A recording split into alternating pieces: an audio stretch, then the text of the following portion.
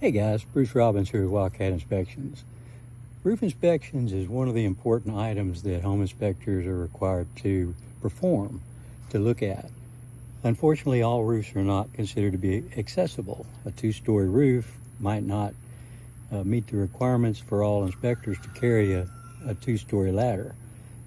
Most inspectors should have a one-story ladder though, and if they have a single story, they should endeavor to get on top of it. Of course, if it's too steep or too granular, something that would cause them to fall off, then they're probably not going to. I'm going to get my ladder and get up on this roof and see what we can find. This roof looks pretty average. Looking at the caulking and the condition of the roof, it looks to be somewhere around 15 years or more in age. We see one thing right off the bat.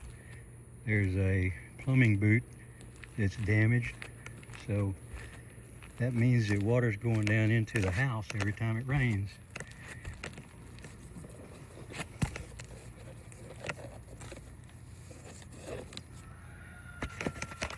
The other penetrations don't have anything in particular to tell us.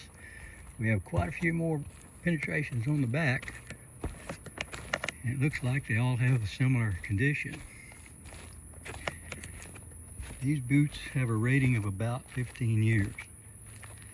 They degrade faster with more heat in the attic. But there's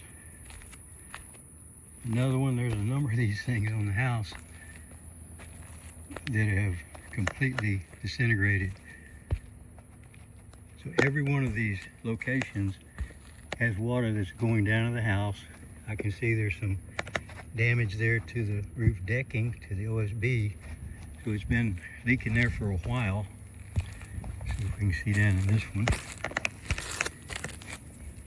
Yeah, the felt paper is degraded from UV exposure. So we're gonna have to recommend that they get a roofer on this and cut that stuff out and replace it where it's needed.